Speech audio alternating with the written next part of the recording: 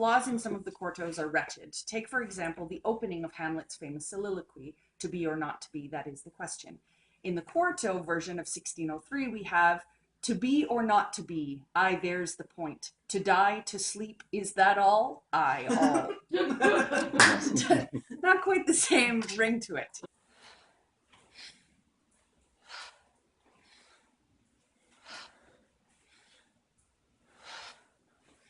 The trick is to start with a hum, roll down, and the point where you hit the bottom, that's when you let go into the ah, and then roll back. Shall we try it?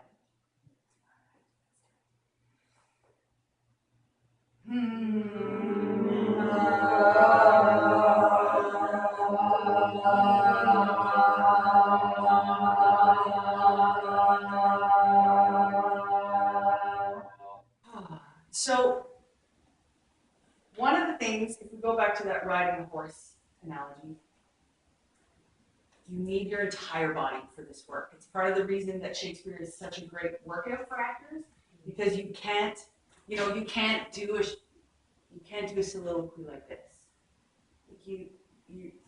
Your body is so twisted. You have to be able to, don't sound like this, but you have to be able to be grounded and to be able to speak with power, conviction, and even if you just think about, if you've ever seen those images of those great Elizabethan theaters where it's a thrust stage and then hundreds of people.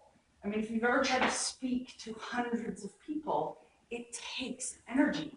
You can't stand on the edge of the stage and go, "To be or not to be, that's the question." The iamb is the foot, the smallest measurement in that piece of verse.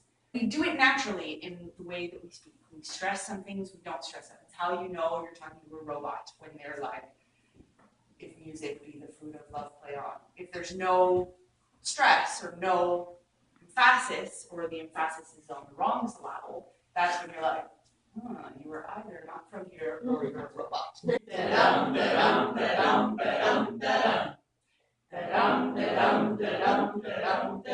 Okay, so it's boring if it's da. So let's try a horse, my kingdom for a horse. I like to think of it as is that especially if the first word seems like it needs to be stressed, it is possible to stress it, but still have the next one be even more stressed. It's not a trochee.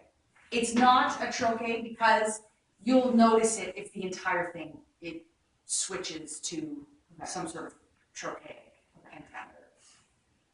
But what it does do is it gives you the opportunity to, I mean, like I said, this is blank verse, this is iambic pentameter, and what makes it exciting is that he sets up a rule to break it. The other thing I like to think, have you ever been on a big trampoline with another person? Oh yeah. And you know when they jump and you jump right after them and it gives like a boost, a double bounce. So when there's a stress on an unstressed space, to me I like to think of it as a double bounce. That if you're stressing that first syllable, it means you're letting the next one actually jump even higher. Give me excess of it.